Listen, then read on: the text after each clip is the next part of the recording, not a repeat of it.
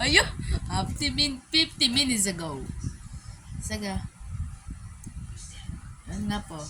Tapos po, is, akala mo akala mo naniniwala mo ako? Ako, kasi active 15 minutes ago.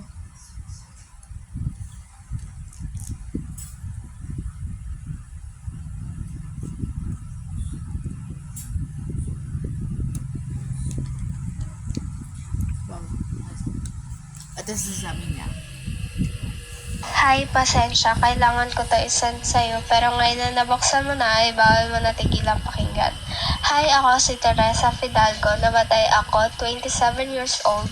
Pag di mo to sinet sa 20 ka tao, tatabihan kita sa pagtulog mo habang buhay. Pag di ka naniniwala, isearch mo ang pangalan ko. Kaya isend mo na sa 20 na tao. Isang babae ay hindi pinansin ito at ang nanay niya ay namatay pagkatapos ng 20 na araw. Hindi ito fake. I-search mo siya sa Google. yan, sinabi ko sa'yo.